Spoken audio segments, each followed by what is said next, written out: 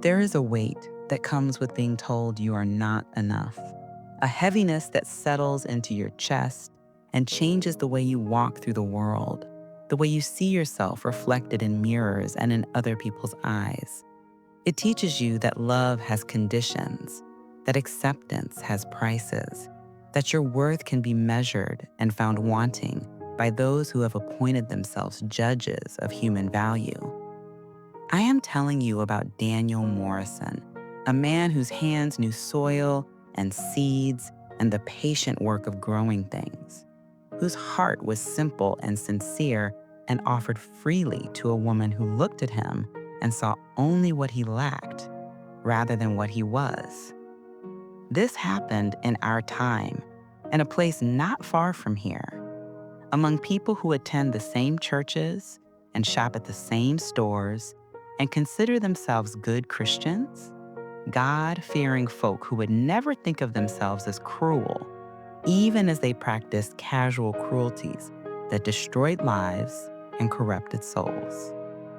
There was no villain here wearing a black hat, no obvious monster, just ordinary people making ordinary choices based on values they had been taught, values about money and status and what makes a person worthy of love, values that seemed reasonable to them even as they created suffering, even as they revealed the rot at the center of their comfortable lives. Pay attention to how Daniel was rejected not for who he was, but for what he did not have. How the Whitfield family closed ranks against him with smiles and scripture, how they assumed his humble circumstances reflected moral failing rather than simple economics, how they never once imagined that their wealth might be the aberration, their comfort the injustice, their certainty the sin. Daniel Morrison grew up on a small farm outside town, the youngest of 4 children born to parents who worked land that had been in the family for 3 generations, producing enough to survive, but never enough to prosper. The kind of farm that required every family member's labor just to break even each year, where childhood ended early and responsibility came heavy, and dreams had to be practical or they were not dreams at all, but foolish fantasies that would only bring disappointment.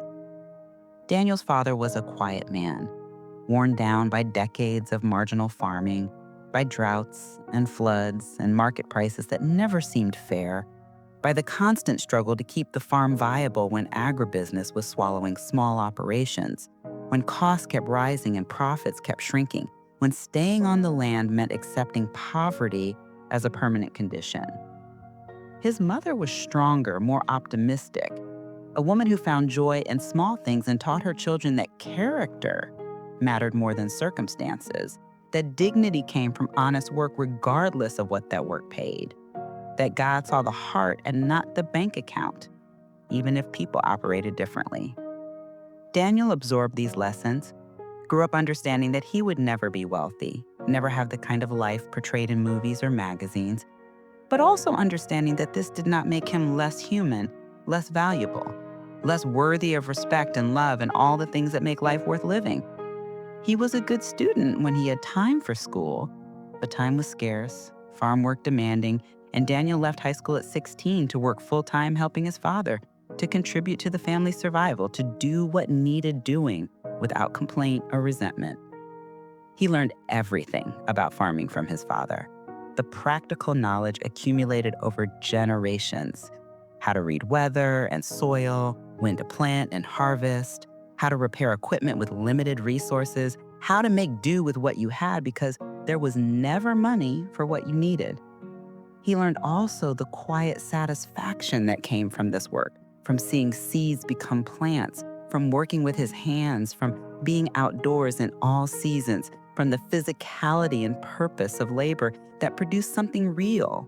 something necessary, something that fed people, even if it barely fed him. Daniel was content with this life, or as content as anyone could be, knowing they would always struggle financially, would always be one bad season away from losing everything, would always be looked down upon by people who equated wealth with worth, and saw farmers as simple, backward, limited in intelligence and ambition and value. When Daniel was 23, his father died suddenly.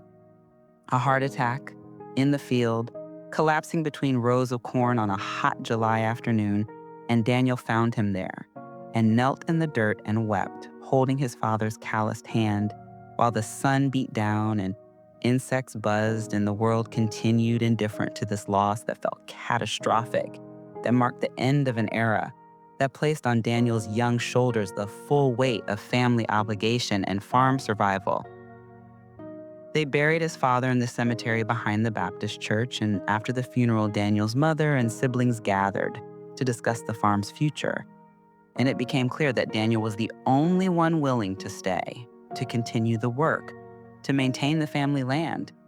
His older brothers had already moved to cities, found jobs that paid better and promised futures that did not involve constant financial stress and backbreaking labor. His sister had married and moved away, started her own family, left farm life behind without looking back. Only Daniel remained. Only Daniel felt the pull of land and legacy,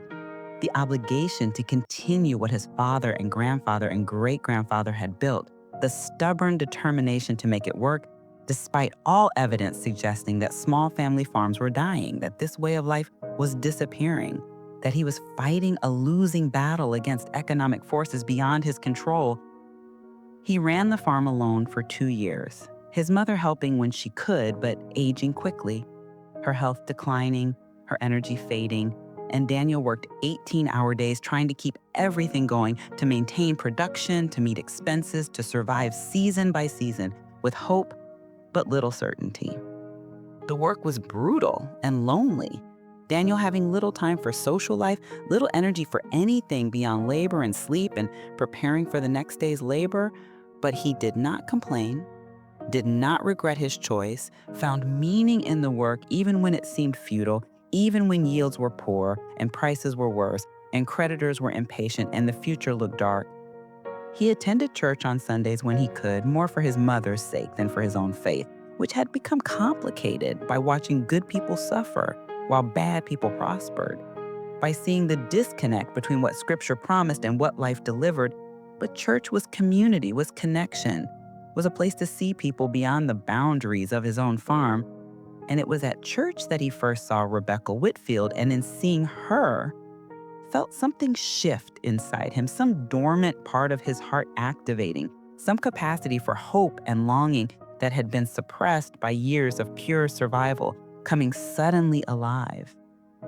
Rebecca was beautiful in a way that seemed almost unreal to Daniel, like someone from a different world, a vision rather than a person, with golden hair that caught sunlight like a painting, blue eyes that reminded him of summer sky, features so perfect they seemed deliberate, designed, impossibly lovely.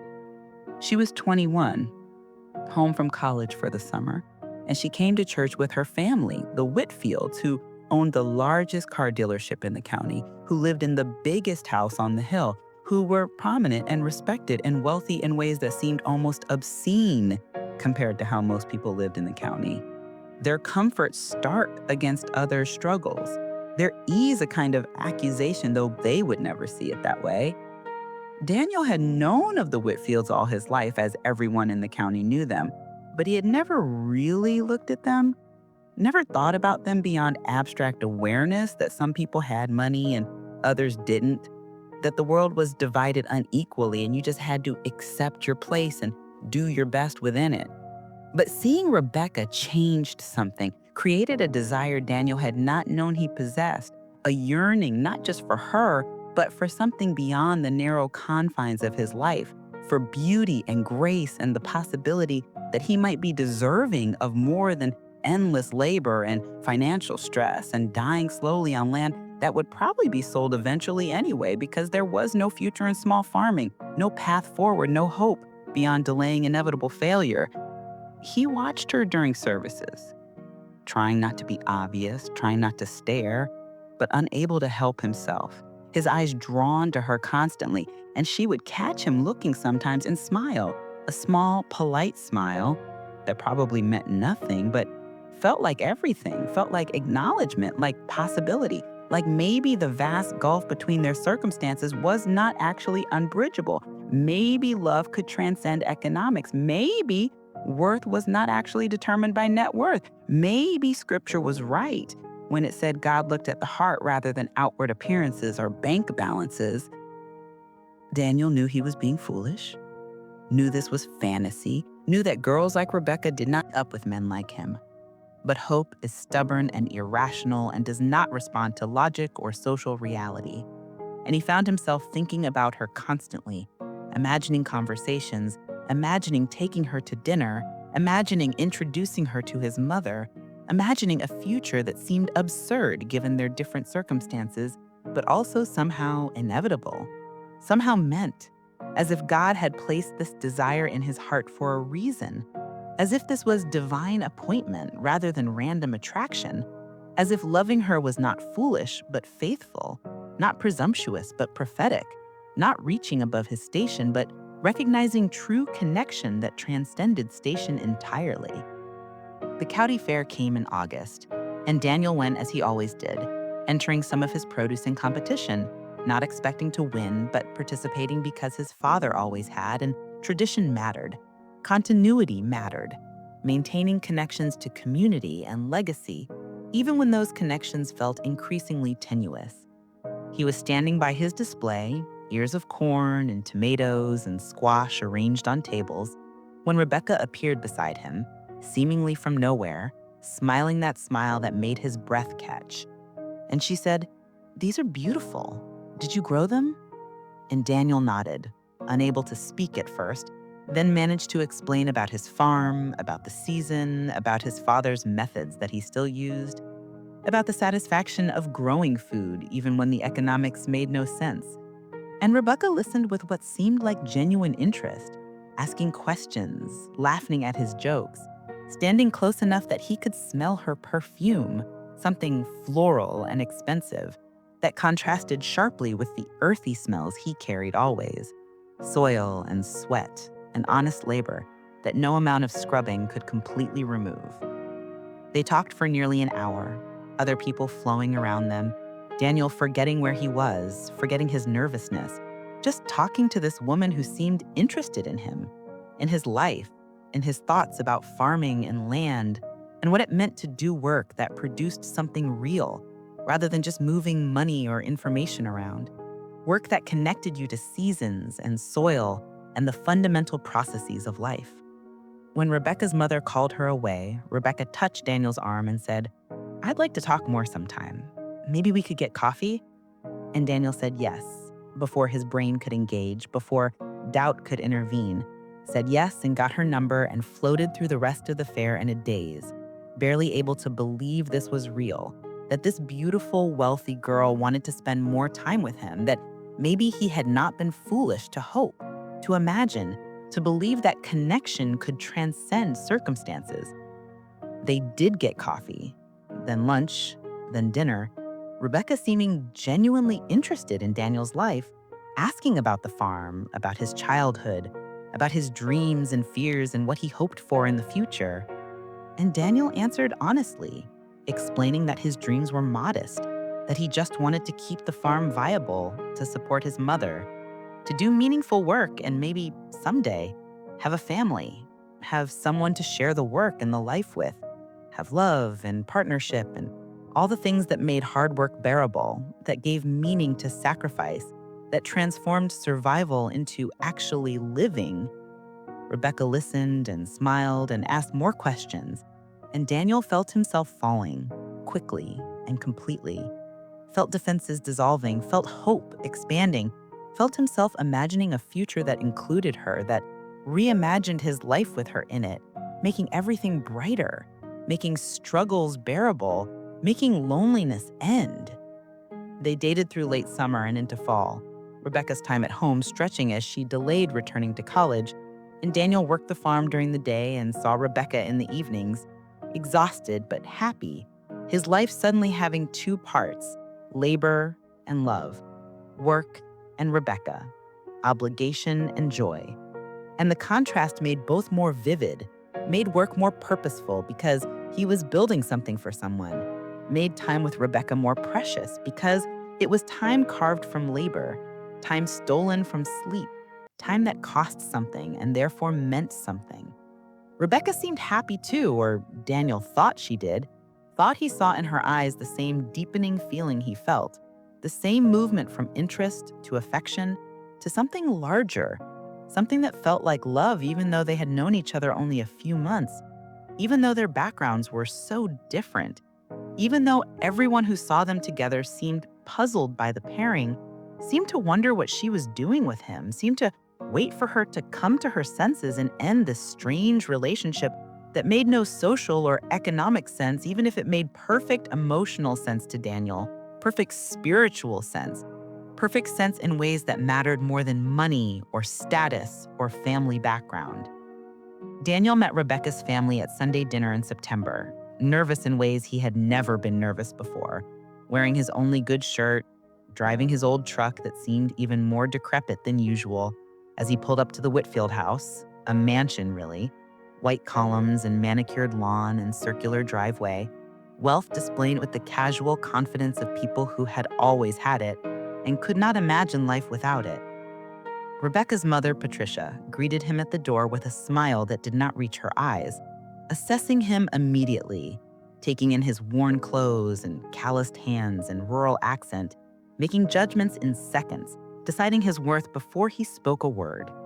Her father, Robert, was more overtly cold, shaking Daniel's hand with minimal pressure, asking about his little farm in a tone that managed to be both condescending and dismissive,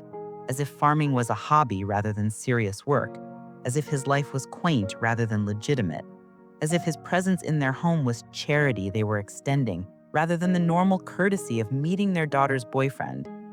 Rebecca's brother Michael barely acknowledged Daniel at all, too absorbed in his own life to care about this strange addition to the family gathering.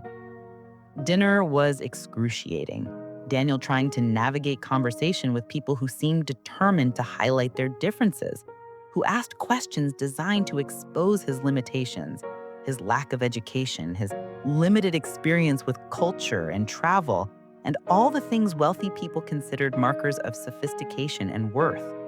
Patricia asked about his college plans, and when Daniel explained he had left high school early to help his father, had never had the opportunity or resources for higher education, she made a little sound of sympathy that felt like contempt disguised as pity, as if his lack of degree was moral failing rather than economic necessity,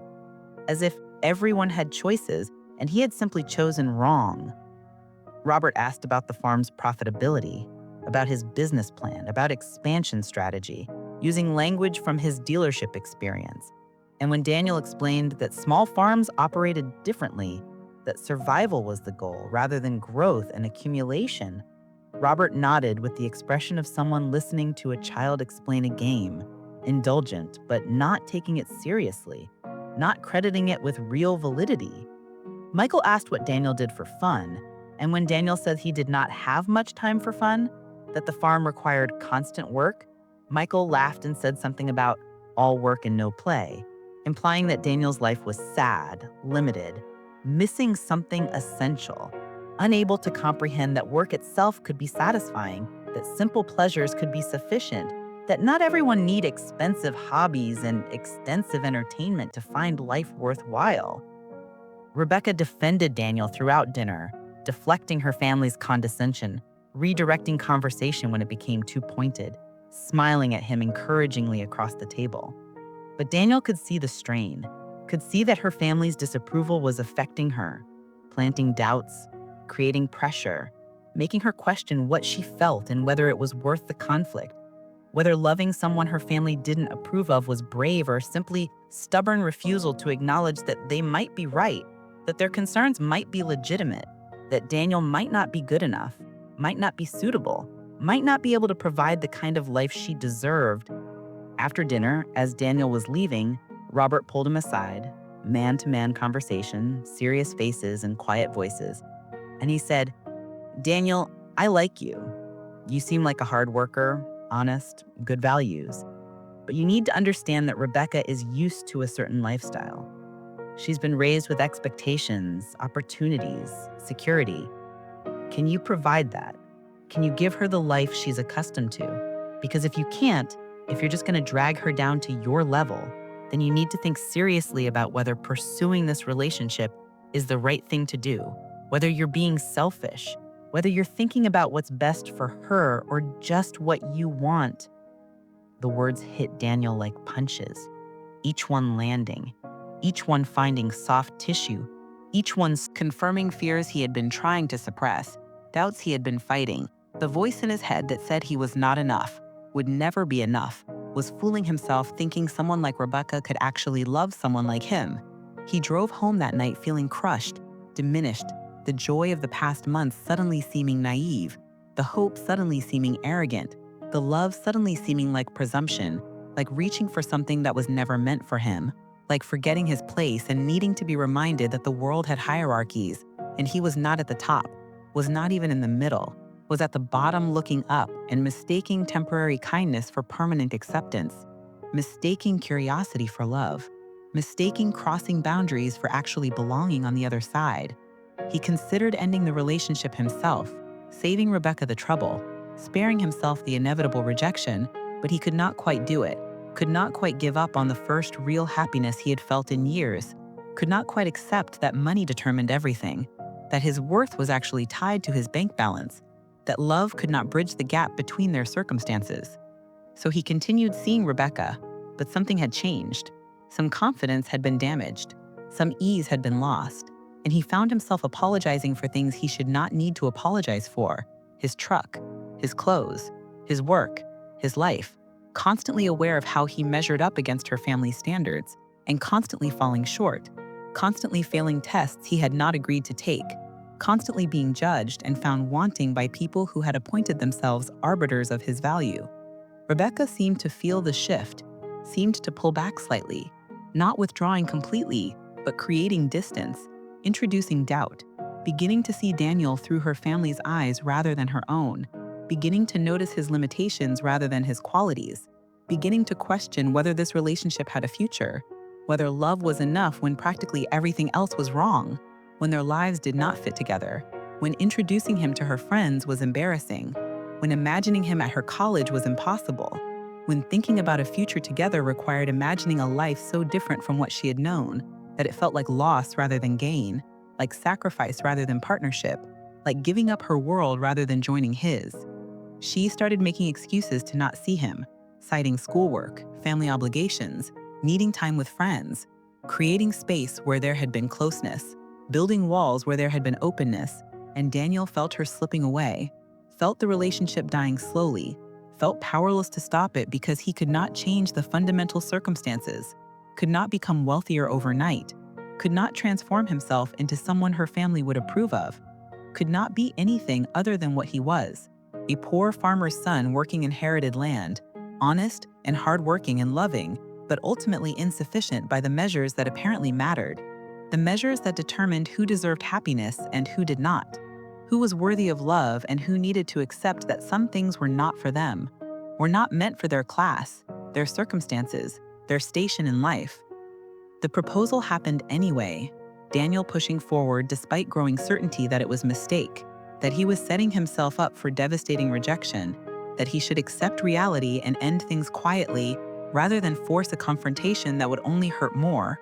But love makes you stupid, makes you brave, makes you believe that sincerity and commitment should count for something, that offering yourself completely should matter, that maybe if he just showed her how serious he was, how much he loved her, how willing he was to work for their future, she would choose him, would choose love over comfort, would choose authenticity over wealth, would be different from her family, would prove that their months together had meant something real, something that could withstand pressure and doubt and disapproval. He saved money for 2 months, setting aside every dollar he could spare, sacrificing even necessities, and he bought a ring, modest but real, a small diamond that represented significant sacrifice for him, that represented hope and commitment, an offer of everything he had, even though everything was not much, was not nearly enough by any reasonable standard, but was all he possessed, and therefore all he could give. He planned carefully, wanting it to be special, wanting to show her he understood romance even if he could not provide luxury, taking her to the fairgrounds, now empty in late fall, cold but beautiful in its starkness, sunset painting the sky orange and purple, their breath visible in the air, and Daniel's heart pounded so hard he thought it might break through his chest, and he held her hands and told her he loved her, told her she had transformed his life, told her that he knew he could not offer her wealth or status or the kind of life her family wanted for her, but he could offer absolute devotion, faithful partnership, a life built on real values, on love and work, and raising children who would know what mattered, what had value beyond money, what made life meaningful beyond accumulation and status. And he got down on one knee, the ground cold through his jeans, and he pulled out the ring, and he asked her to marry him, to build a life with him, to choose love over comfort, to choose him over her family's expectations, to prove that the past months had been real, had meant something, had been foundation for future, rather than just temporary diversion from her real life, her real world, her real destiny that apparently did not include poor farmers with dirt under their fingernails and limited prospects, and love that was supposed to be enough, but somehow was not. Rebecca looked at him kneeling there, looked at the ring, looked at his face full of hope and fear and desperate need for her to say yes, to validate him, to choose him, and her own face crumpled, tears starting, and she said the words that would echo in Daniel's memory forever, would define how he saw himself, would mark the moment when he learned definitively that he was not enough, would never be enough, that his love did not matter when weighed against economics, that his worth had been assessed and found insufficient. "I can't, Daniel," she said, her voice breaking. "I'm so sorry, but I can't. You're a good person, you're kind and hardworking, and you deserve someone who to be happy with this life. But I can't be that person. I've tried to imagine it, tried to picture myself living on the farm, struggling financially, working that hard, and I just can't do it. I'm not strong enough. I'm not built for that life, and it wouldn't be fair to either of us to pretend I am. My family is right. We're too different. We want different things. And I care about you. I really do. But caring isn't enough. I need security. I need comfort. I need a life I can recognize, a future I can imagine, and I can't have that with you. I'm so sorry." Daniel knelt there for a moment longer, frozen, unable to process what he was hearing, unable to accept that this was how it ended, that months of what felt like genuine connection, genuine love, could be discarded so easily, could be insufficient in the face of comfort, security, and family pressure, and the fundamental reality that love did not actually conquer all, did not actually transcend circumstances, did not actually matter when measured against money, status, and the kind of life wealthy people considered minimum acceptable standard. He drove home in silence, having gone to her own car immediately, unable to face him after the rejection, unable to manage the awkwardness, fleeing to comfort and family in a world where she belonged and he didn't. And Daniel sat in his truck in his driveway for an hour, unable to go inside, unable to face his mother, unable to accept that he would have to continue life exactly as it had been before Rebecca, except now with the added burden of knowing what he had lost, what he had almost had, what was within reach before being snatched away because he was born to the wrong family, chose the wrong career, possessed the wrong income, lived the wrong life. When he finally went inside, his mother took one look at his face and knew, and she held him while he cried, this grown man broken by rejection, by the confirmation that his worth had been measured and found wanting, and she told him that Rebecca did not deserve him, that he was better off without her, someone who valued money over character, that God had someone better planned for him. All the platitudes mothers offer when their children are hurt. But the words provided no comfort because they did not change the fundamental reality, did not make him less poor, did not make him more worthy, did not transform rejection into anything other than what it was. Proof that he was not enough, would never be enough, that his place in the world was fixed and he had been foolish to imagine otherwise. The weeks after the rejection were dark. Daniel withdrawing into work, laboring until exhaustion, falling into bed too tired to think, waking to do it again, using physical depletion as anesthetic against emotional pain, against the constant replay of that moment, Rebecca's face, her words, the ring still in his pocket because he could not return it, could not erase the fact that he had bought it, had hoped, had believed, had been naive enough to think his love mattered. His commitment meant something. His character counted for anything when weighed against bank balances and family expectations and the brutal mathematics of class that determined everything, that decided who got happiness and who got only the memory of brief happiness quickly snatched away. He heard through community gossip that Rebecca had returned to college, that she was dating someone from her school, someone appropriate, someone whose family had money, someone who could provide the life she wanted, the security she required, the future she could imagine, and Daniel felt each piece of information like a knife wound, small cuts accumulating, bleeding him slowly, proving repeatedly that he had been replacement, temporary, never actually serious, never actually possible, just experiment or rebellion or curiosity quickly satisfied and abandoned when reality reasserted itself, when comfort called, when the easy choice presented itself and choosing comfort over struggle proved easy after all, proved that love was conditional, that promises were breakable, that forever meant until circumstances made staying difficult. Years passed, Daniel continuing to farm, continuing to struggle, his mother's health declining, medical bills accumulating, the farm barely surviving season after season, Daniel aging rapidly under the stress, his body wearing out from hard labor, his spirit damaged by the combination of economic struggle and emotional rejection, by the 1-2 punch of poverty and unworthiness, by the daily grind of proving himself through work that no one valued, through production that barely paid, through effort that went unrecognized, unrewarded, creating nothing except continuation, survival, the slim hope that next season might be better, even though next season was never better, was usually worse, was testament to slow decline, gradual erosion,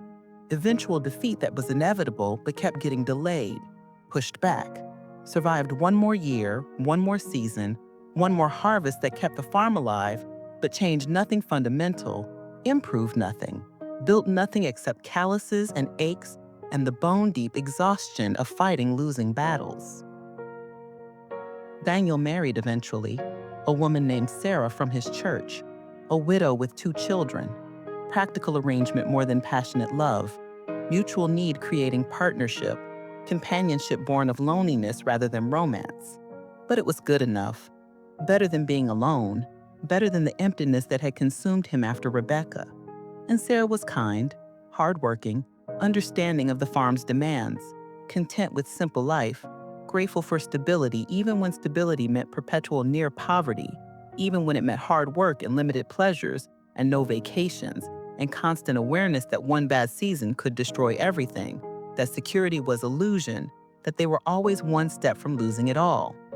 They had a child together, a son Daniel named after his father, and fatherhood gave Daniel's life new purpose, new meaning, reason to continue working, to keep struggling, to maintain the farm because it was legacy now, because he wanted his son to have land, roots, connection to something real and permanent in a world that seemed increasingly rootless and shallow and disconnected from essential things, from soil and seasons and the basic facts of where food came from, how life sustained itself, what mattered beyond money and status and all the hollow measures of worth that the Whitfields and people like them used to judge and exclude and maintain their positions at the top of hierarchies built on exploitation and maintained through cruelty. The economic crash that started in the agricultural sector and spread outward hit when Daniel was 42. Trade policies and weather patterns and market manipulation combining to destroy farmers across the region. Bankruptcy and foreclosure becoming epidemic.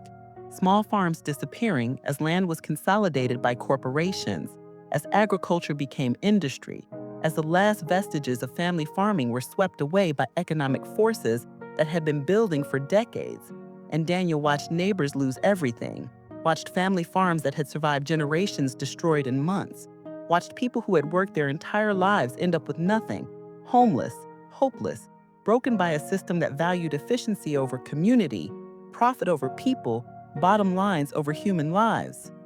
Daniel fought to keep his farm, taking loans at predatory rates, mortgaging everything, borrowing against future harvests, doing whatever was necessary to survive one more season, to keep the land, to maintain what his father and grandfather had built. But the debt accumulated faster than he could service it. The numbers stopped making sense. The equation became impossible, and Daniel finally faced the reality he had been denying. He was going to lose the farm, was going to fail where generations had succeeded, was going to be the Morrison who broke the chain, who lost the legacy, who proved insufficient to maintain what his ancestors had created through their sacrifice and labor and stubbornness. The bank foreclosed in the spring. Daniel's son, 8 years old, Sarah, 5 months pregnant with their second child,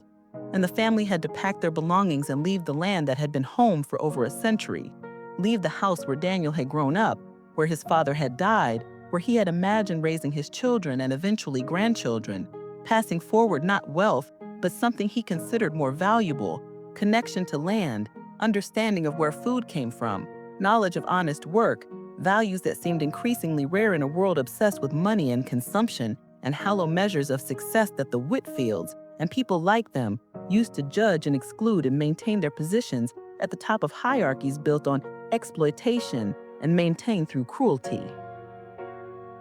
The economic crash that started in the agricultural sector and spread outward hit when Daniel was 42. Trade policies and weather patterns and market manipulation combining to destroy farmers across the region. Bankruptcy and foreclosure becoming epidemic. Small farms disappearing as land was consolidated by corporations. As agriculture became industry. As the last vestiges of family farming were swept away by economic forces that had been building for decades. And Daniel watched neighbors lose everything, watched family farms that had survived generations destroyed in months, watched people who had worked their entire lives end up with nothing, homeless, hopeless, broken by a system that valued efficiency over community, profit over people, bottom lines over human lives. Daniel fought to keep his farm, taking loans at predatory rates, mortgaging everything, borrowing against future harvests, doing whatever was necessary to survive one more season, to keep the land, to maintain what his father and grandfather had built. But the debt accumulated faster than he could service it. The numbers stopped making sense. The equation became impossible, and Daniel finally faced the reality he had been denying. He was going to lose the farm, was going to fail where generations had succeeded, was going to be the Morrison who broke the chain, who lost the legacy, who proved insufficient to maintain what his ancestors had created through their sacrifice and labor and stubbornness. The bank foreclosed in the spring. Daniel's son, 8 years old, Sarah, 5 months pregnant with their second child, and the family had to pack their belongings and leave the land that had been home for over a century, leave the house where Daniel had grown up, where his father had died, where he had imagined raising his children and eventually grandchildren, passing forward not wealth, but something he considered more valuable: connection to land, understanding of where food came from, knowledge of honest work, values that seemed increasingly rare in a world obsessed with money and consumption, and hollow measures of success that the Whitfields and people like them used to judge and exclude and maintain their positions at the top of hierarchies built on exploitation and maintained through cruelty. The economic crash that started in the agricultural sector and spread outward hit when Daniel was 42. Trade policies and weather patterns and market manipulation combining to destroy farmers across the region. Bankruptcy and foreclosure becoming epidemic. Small farms disappearing as land was consolidated by corporations. As agriculture became industry. As the last vestiges of family farming were swept away by economic forces that had been building for decades.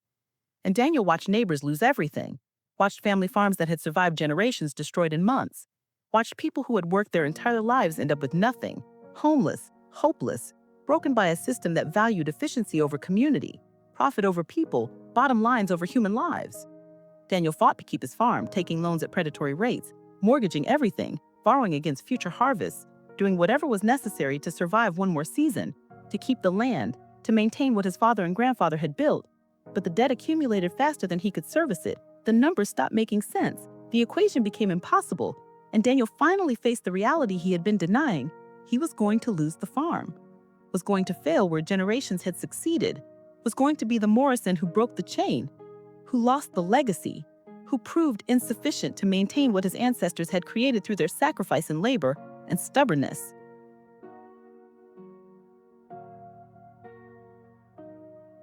The bank foreclosed in the spring. Daniel's son, 8 years old, Sarah, 5 months pregnant with their second child, and the family had to pack their belongings and leave the land that had been home for over a century. Leave the house where Daniel had grown up, where his father had died, where he had imagined raising his children and eventually grandchildren, passing forward not wealth, but something he considered more valuable: connection to land, understanding of where food came from, knowledge of honest work, values that seemed increasingly rare in a world obsessed with money and consumption and hollow measures of success. They moved to town, to a small rental house, and Daniel found work at a warehouse. Physical labor that paid hourly, that had no connection to seasons or soil, that produced nothing except exhaustion and minimum wage, that felt meaningless in ways farming had never felt meaningless, even when it barely paid. Because farming had purpose, created value, sustained life, while warehouse work was just moving boxes from one place to another, serving no larger purpose, contributing to nothing except corporate profit, existing only to generate value for people who had more than enough, while barely providing survival for people who actually did the work. Daniel heard about the Whitfields occasionally, unavoidable in a small community. Heard that Robert's dealership was struggling during the economic downturn, that they had to close the satellite location, lay off workers, that their wealth was not as secure as it had seemed, that economic forces respected no one, that disaster could reach even those who thought themselves immune, protected by money and position, and the assumption that they deserved their comfort, had earned their security, were somehow fundamentally different from people like Daniel, who struggled and failed and lost everything. There was satisfaction in this news, small and petty, but real. The satisfaction of seeing those who had judged him face their own struggles, see their own vulnerability, learn that the distance between security and disaster was not as vast as they had imagined, that what separated them from people like Daniel was not character or worth or divine favor, but simply luck and timing and the cruel randomness of economic systems that destroyed some while enriching others without logic or justice or any relationship to who deserved what. Rebecca had married, Daniel heard, married someone appropriate, someone wealthy, and they had moved away,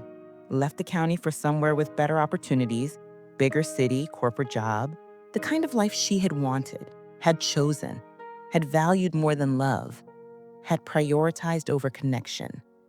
And Daniel tried not to think about her, tried not to imagine what his life might have been if she had chosen differently, if she had said yes, if she had been willing to struggle alongside him, to build life together, to prove that love could sustain you through hardship, could make poverty bearable, could transform struggle into partnership rather than punishment. But these thoughts came anyway, unavoidable, especially in dark moments, when warehouse work was particularly grueling, when money was particularly tight, when Sarah was stressed about bills and the children needed things they could not afford, and Daniel felt the weight of being unable to provide crushing him, making him feel like a failure as husband, as father, as man, unable to give his family security, unable to protect them from the economic realities that made poverty a trap, that ensured once you fell, you rarely got back up, that punished failure while rewarding success in ways that compounded over time, making the rich richer and the poor poorer in cycles that felt almost intentional, almost designed, almost like the entire system was structured to maintain hierarchies, to keep people in their places, to ensure that Daniel and people like him knew their station and stayed there, accepting subordination as natural, accepting limitation as deserved, accepting suffering as inevitable consequence of being born to the wrong family, in the wrong circumstances, with the wrong prospects. 15 years after Rebecca's rejection, when Daniel was 54 years old, his body broken from decades of hard labor, working 2 jobs to make ends meet, the warehouse during the day and stocking shelves at a supermarket at night, sleeping perhaps 5 hours if he was lucky. He saw Rebecca in that supermarket shopping, looking older, but still beautiful, still carrying herself with the confidence of someone who had never truly struggled, who had never faced real hardship. who had been protected her entire life by money and family and all the invisible cushions that wealth provided. Their eyes met across an aisle. Daniel in his store vest, name tag identifying him as employee. Rebecca in expensive athletic wear, designer bag, wedding ring with a diamond that probably cost more than Daniel made in a year. And for a moment, they just looked at each other. Strangers now, really. Any connection they had once had dissolved by years and choices, and the fundamental reality that they lived in different worlds, had always lived in different worlds, had briefly touched across that divide, but had never actually bridged it, had never actually belonged together despite what Daniel had believed, had hoped, had needed to be true. Rebecca approached him, her cart full of organic produce and expensive brands, and she said hello, asked how he was doing. Small talk and pleasantries that felt obscene given their history, given what she had meant to him, what her rejection had done to him, how it had marked a turning point, a moment when possibility had closed, when he had accepted that his life would be diminished, would be less than it could have been, would be defined by limitation and struggle and the permanent knowledge that he was not enough, would never be enough, that he deserved only what he had, which was almost nothing. Daniel answered politely, gave brief updates that concealed more than they revealed, and Rebecca filled the silence with details about her life, her husband's success, their children in private schools, their house in the suburbs of some distant city, their travel, their comfort, their absolute security in ways that seemed designed to highlight the contrast with Daniel's circumstances, to remind him of what she had chosen over him, what she had been right to choose, what anyone would choose given the option between struggle and ease, poverty and wealth,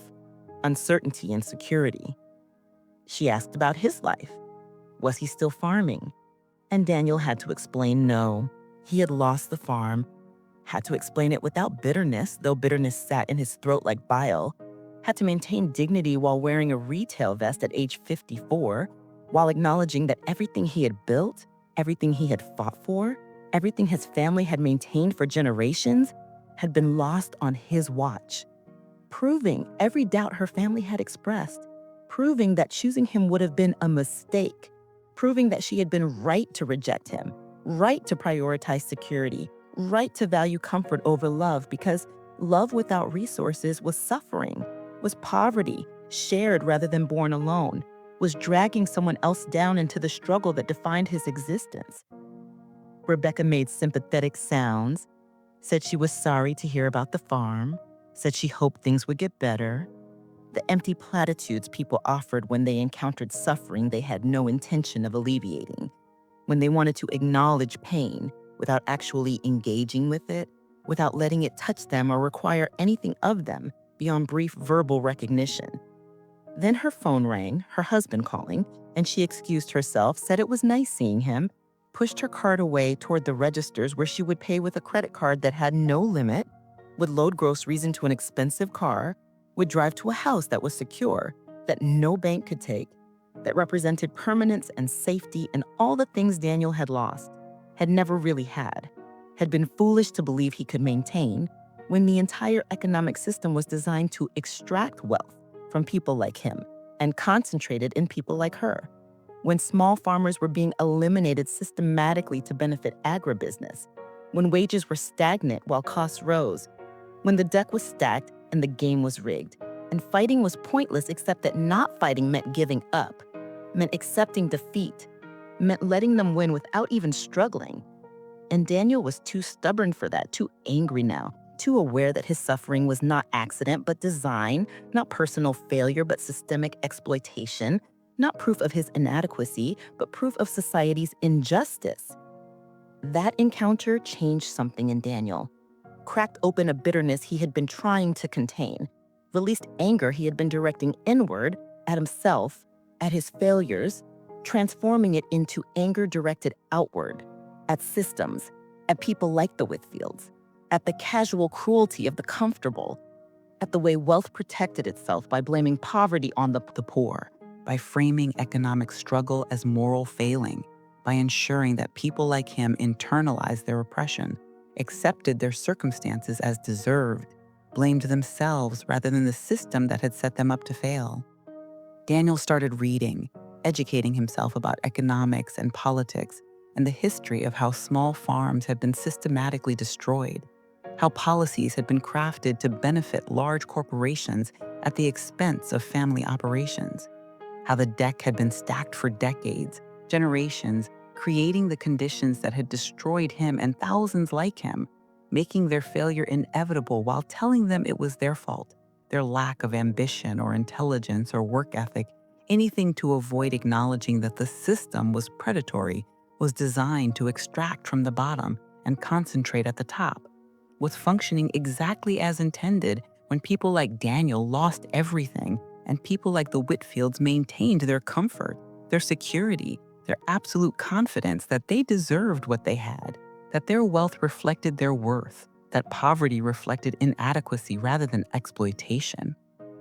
Daniel became active in local organizing, farmers' rights groups, workers' coalitions, people trying to build power from the bottom, trying to change policies that favored the wealthy, trying to create systems that valued human dignity over profit maximization, that measured success by how the most vulnerable were faring rather than how much wealth accumulated at the top, that recognized the dignity of labor rather than treating workers as costs to be minimized, resources to be extracted, expendable components in machines designed to generate profit for others. He spoke at meetings about losing his farm, about the bank's predatory lending, about the way the system was designed to fail small operators, about how his grandfather and father had made it work for decades, but he had failed not because he worked less hard or cared less or was less competent, but because the rules had changed, the game had shifted, the system had been redesigned to eliminate people like him, to consolidate land and power and wealth, to ensure that a few corporations controlled food production rather than thousands of independent families. And this was not progress, was not inevitable, was not natural evolution, but deliberate policy, conscious choice, theft disguised as market forces, exploitation framed as efficiency. His organizing work gave Daniel purpose beyond survival, gave meaning to his suffering by transforming personal pain into political awareness, individual struggle into collective resistance, his story of loss into catalyst for others to recognize their own exploitation, to stop blaming themselves, to start seeing patterns, to understand that their struggles were not isolated failures, but connected assaults, systematic dismantling of working-class security, deliberate impoverishment designed to create desperate workers willing to accept any wage, any conditions, any treatment, because the alternative was homelessness, was starvation, was watching your children suffer. And people would endure incredible degradation to prevent that, would sacrifice dignity and health and any chance at real life to keep their children fed and housed. And the powerful knew this, counted on this, built entire economic systems on this desperation, this willingness to accept anything rather than lose everything. Daniel's organizing work brought him into contact with others like him, people who had lost farms, lost businesses, lost homes, lost futures they had worked their entire lives to build. And he found community in this shared struggle, found connection in collective resistance, found that suffering shared was lighter than suffering borne alone, that anger channeled toward justice was healthier than anger directed inward, that fighting back even when losing was better than accepting defeat, than submitting to systems designed to crush you, and internalizing the message that you deserved your poverty, your struggle, your pain. These were good people, decent people, people who worked hard and played by rules that kept changing to ensure they lost.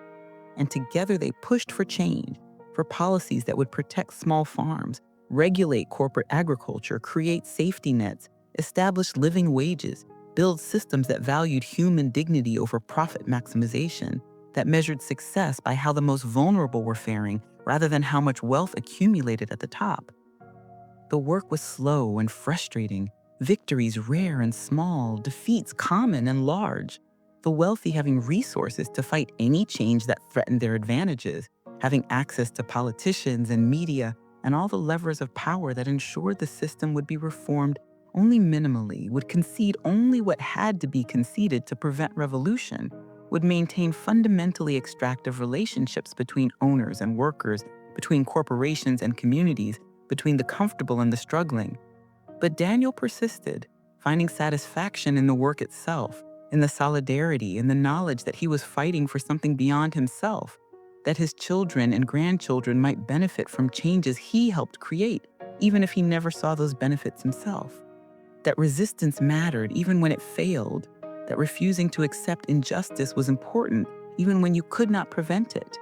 that bearing witness to exploitation was crucial even when you could not stop it,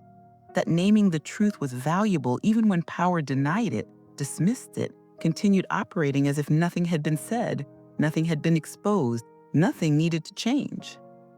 The Whitfield dealership eventually failed, Robert having overextended during good years, having taken loans assuming growth would continue, having made the same mistakes Daniel had made, assuming that hard work and smart decisions were enough, when actually economic forces beyond individual control determined outcomes, when recessions destroyed carefully built businesses, when the gap between success and failure was often timing and luck, rather than skill or character or any quality that indicated worth or desert or merit. Robert lost everything: the dealership, the big house, the cars, the visible markers of success that had defined him, that he had built his identity around, that had given him the confidence to judge others, to dismiss Daniel as insufficient, to believe that his wealth reflected his superiority, his worth, his fundamental difference from people who struggled. The fall was hard and fast, the way these things often were. Years of accumulation erased in months. Bankruptcy and liquidation, assets sold to pay creditors, the family having to start over, having to accept help from family, having to learn humility they never needed before, having to understand from inside what it felt like to be judged as failures, to be looked down upon, to be dismissed as people who had made bad choices, who were getting what they deserved, who should have been smarter, worked harder, planned better, all the cruel assumptions people made about the poor that Robert himself had made, that came back now to haunt him, to show him how it felt, to teach him lessons he had been too comfortable to learn any other way. Patricia Whitfield struggled most with the reversal. Her entire identity having been built on wealth and status, on being Robert Whitfield's wife, on belonging to the right clubs, knowing the right people, wearing the right clothes, living in the right neighborhood. And when all of that was stripped away, when she was forced to shop at discount stores and live in a modest apartment and associate with people she had previously dismissed as beneath her, she fell apart,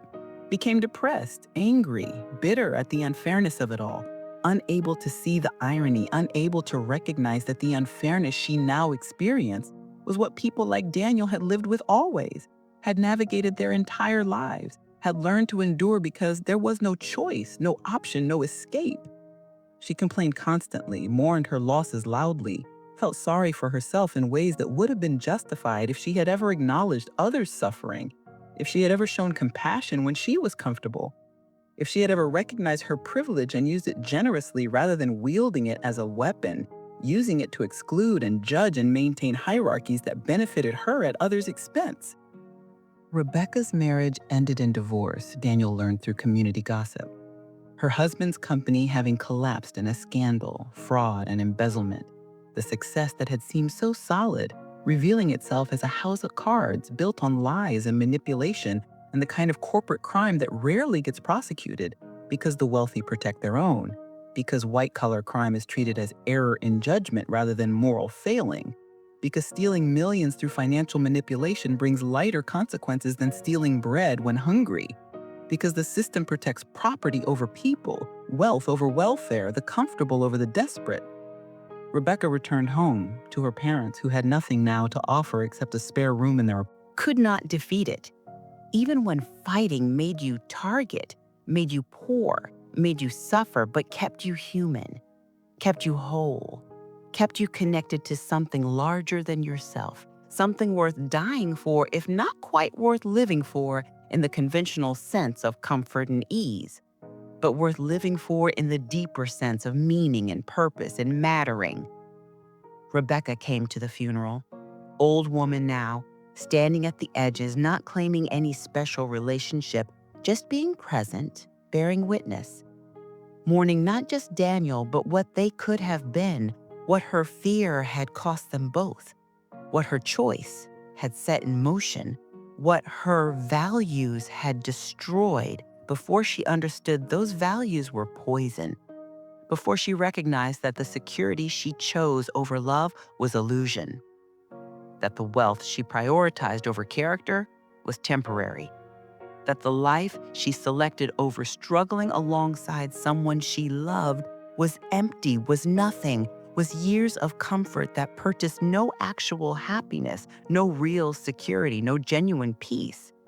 Just the temporary illusion of safety that collapsed the moment circumstances shifted, the moment the economy changed, the moment her husband's fraud was exposed, the moment privilege that had protected her dissolved, revealing that she was as vulnerable as anyone, as subject to fortune's randomness as people she had dismissed, as capable of falling as Daniel had fallen, except she fell from height while he had already been low,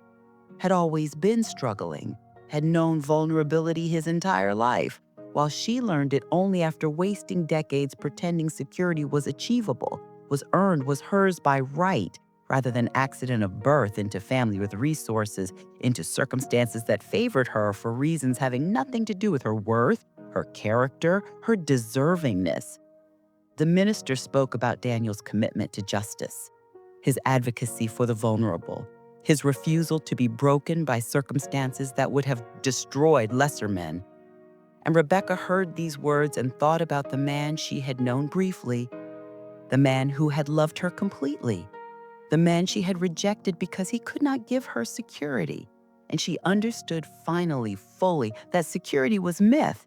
that the only real security came from being loved by someone who would love you regardless, from building life with someone who shared your values, from facing struggle together rather than separately, from partnership grounded in reality rather than illusion, from choosing substance over surface, depth over appearance, character over comfort. And she had chosen wrong, had been trained to choose wrong, had internalized values that destroyed her chance at real life, real love, real meaning, leaving her with years of comfortable emptiness that she would trade in an instant for years of struggling alongside Daniel, if that option still existed, if time could reverse, if choices could be unmade. But time moved only forward, and choices had consequences. And some losses were permanent, and all she could do now was mourn, was remember, was carry knowledge of what she had destroyed, what her fear had cost, what her family's values had taken from her, and try to help others avoid same mistakes, same values, same poisons that had corrupted her youth and destroyed her chance at authentic life. Emma Hartwell attended Daniel's funeral too.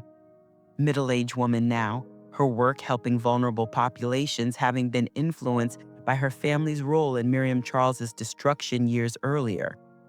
And she saw in Daniel's life another testimony to same truths, that the system was designed to destroy good people, that poverty was not failure but consequence of exploitation, that wealth accumulated through extracting from workers who created value, that the comfortable lived comfortably because others suffered, that justice required redistribution, required protection for the vulnerable, required resistance against power that would otherwise continue consuming everything, destroying everyone who lacked resources to fight back, to protect themselves, to survive systems designed to extract rather than sustain, to profit rather than provide, to maximize returns for few at expense of many who had no choice but to accept terms offered or face starvation, homelessness, watching their children suffer. And people would accept incredible degradation to prevent that, would sacrifice everything, including dignity and health and any chance at life beyond survival. And this desperation was feature rather than bug, was intended rather than accident, was necessary to maintain a system that required desperate workers willing to accept any wage, any conditions, grateful even to be exploited because alternative was not being exploited at all, was having nothing, was the abyss that waited for anyone who fell, anyone who failed, anyone who could not maintain position through constant effort, constant sacrifice, constant surrender of anything beyond basic survival. The organizing Daniel had helped build continued after his death. His work, living on through people he had trained, networks he had helped create, consciousness he had helped raise. And this continuation was his legacy, his immortality, his gift to generations who would benefit from changes he would never see, who would fight battles he had helped prepare them for, who would carry forward understanding that their poverty was not personal failure, but systemic exploitation, that their struggle was not individual flaw, but collective attack, that their suffering demanded resistance, not resignation, organization, not isolation, solidarity, not shame. And slowly, incrementally, through the work of thousands like Daniel, through accumulated organizing and advocacy and exposure of exploitation, through building working class power from the bottom up, through refusing to accept as natural what was actually designed, as inevitable what was actually chosen, as deserved what was actually inflicted, the world changed. Slightly, not fast enough, not far enough, but real, measurable, meaningful to people whose lives improved because rules changed, because protections existed, because workers had power they lacked before, because Daniel and thousands like him had fought even when fighting seemed futile, even when victories were small, even when personal cost was high,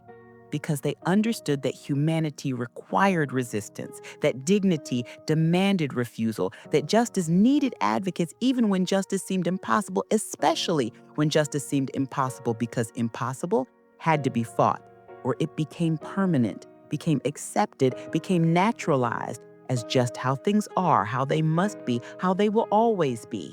Apartment, and she got a job as receptionist, entry-level work at 40 years old, starting over, learning what it meant to be economically vulnerable, to worry about bills, to budget carefully, to go without things she had always taken for granted, to understand finally, too late, what she had rejected when she rejected Daniel. Not the poverty specifically, but the strength required to endure it, the character forged by struggle, the authenticity that came from living without cushions, without safety nets, without the option of maintaining illusions about yourself, because reality was too immediate, too demanding, too unforgiving to allow comfortable self-deception. They encountered each other again years later, both older now. Daniel, 62, Rebecca, 58, meeting at a community center where Daniel was speaking about workers' rights, about his experiences organizing, about the importance of solidarity and collective action. And Rebecca was there because she had joined a group for displaced workers, people trying to navigate unemployment and poverty in middle age, people who had never expected to struggle but found themselves struggling, people who needed community and support and the kind of solidarity Daniel had been building for decades. She listened to him speak with an expression he could not read, something between admiration and regret, between recognition and mourning. And afterwards, she approached him, asked if they could talk, really talk. Not the brief, uncomfortable exchange from years earlier, but actual conversation, actual reckoning with past and present and all the years between. They sat in a diner, cheap coffee and worn booth, and Rebecca said things she should have said 20 years earlier, said she was sorry, said she had been wrong, said she had made her choice based on fear and conditioning and values she now recognized as hollow, destructive, the worship of wealth and security that had seemed reasonable, necessary, obvious, but that she now understood had been poison, had corrupted her judgment, had caused her to reject real love for fake security, to choose comfort over connection, to value things that did not actually matter while dismissing things that mattered most. "You were right," she said, tears in her eyes. "Everything you valued, everything you tried to tell me, everything I dismissed as naive or insufficient, you were right about all of it. Character does matter more than money. Honest work does have dignity regardless of what it pays. Security is illusion. The only things that last are relationships, integrity, knowing who you are regardless of circumstances. And I threw all of that away because I was afraid, because my family trained me to be afraid, because I believed the lie that wealth equals worth, that poverty equals failure, that loving you would be settling when actually rejecting you was settling, accepting less, choosing shallow comfort over deep connection. Daniel listened to this confession, this apology, this recognition of everything she had cost them both. And he felt less than he expected to feel. Less anger, less satisfaction, less of anything really except a kind of tired acceptance that some things could not be fixed, some losses could not be recovered, some choices had consequences that persisted regardless of later regret, later recognition, later wisdom that came too late to matter, too late to change anything except awareness of what had been lost, what could have been, what was sacrificed to fear and convention and the worship of false gods who demanded everything and delivered nothing.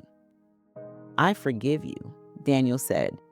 because holding anger seemed pointless now, because they had both suffered, both been broken by the same system in different ways, both learned hard lessons, both paid prices for choices made in youth with insufficient wisdom, insufficient courage, insufficient vision to see past conditioning to truth beneath. But forgiving doesn't change anything, Rebecca.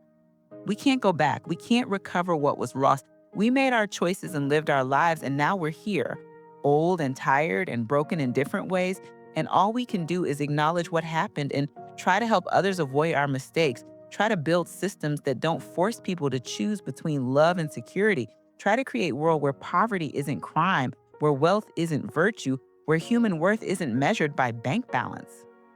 Rebecca nodded, understanding, not asking for more than forgiveness, not suggesting they might somehow find their way back to each other after all these years, recognizing that some things were truly over, truly lost, could be acknowledged and mourned, but not recovered, not repaired, leaving only lessons learned, wisdom bought at terrible price, understanding that should have come earlier but came when it came, and had to be accepted, integrated, used going forward, even though going forward meant going separately, meant living out remaining years in parallel rather than together, meant accepting that the life they might have built together existed only in imagination now, in the realm of what if,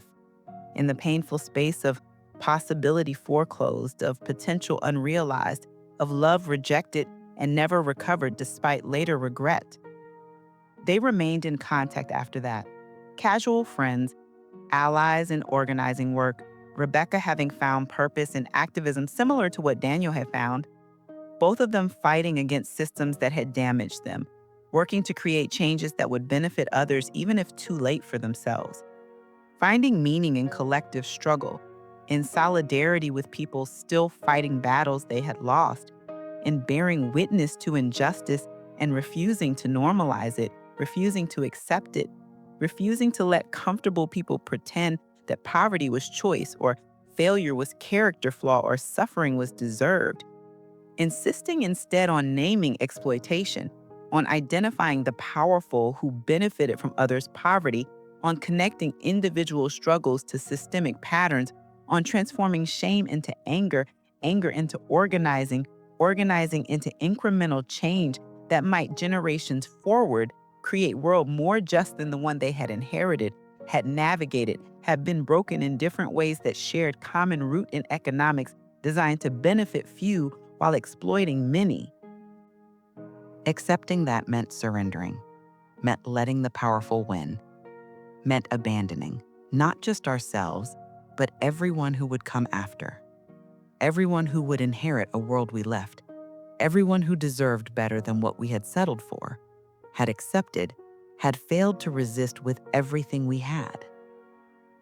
And so Daniel Morrison's story ended as it began, with weight settling into bones, with knowledge that could not be extracted, with understanding that worth has nothing to do with wealth, that love matters more than security,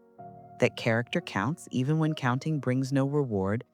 that struggle is honorable even when losing, that resistance is human even when futile, that bearing witness to injustice matters even when justice does not arrive, that some lives are testimonies, are warnings, are lessons written in suffering and sacrifice, and the stubborn refusal to accept that this is best we can do, that this is all we deserve, that this is how things must be. insisting instead that we can be better. We must be better. We will be better if enough people choose better, fight for better, sacrifice for better, building slowly, painfully, incrementally, a world that values people over profit, that protects vulnerable instead of exploiting them, that measures success by collective well-being rather than individual accumulation, that recognizes that we are all connected, all responsible for each other, all deserving of dignity and security and basic chance at life beyond mere survival, beyond constant struggle, beyond the grinding poverty that breaks bodies and spirits and families and communities, that serves no purpose except maintaining hierarchies that benefit few while destroying many. And this purpose is not noble, is not necessary, is not natural, but constructed, chosen, maintained through force and propaganda, and the constant insistence that there is no alternative, even though alternatives exist, have always existed, require only that we choose them, build them, fight for them with everything we have, everything we are, everything we can become when we recognize our power, our solidarity, our capacity to create a world better than the one we inherited, more just than the one we navigate, more human than the one that treats humans as resources, as costs, as problems to be solved, rather than as sacred beings deserving respect and dignity simply by virtue of being human, being alive, being here, being us. If this story touched your heart, moved your spirit, or opened your eyes to truths we too often ignore, I ask you to do 3 simple things. Subscribe to Grandparents' Memo so you never miss another story that matters, another lesson learned through tears and truth, another testimony to the struggles and strength of ordinary people living extraordinary lives of dignity despite everything designed to break them. Like this video if Daniel's story resonated with you, if you've known rejection based on what you lack rather than who you are, if you've struggled in systems designed to favor the few while grinding down the many,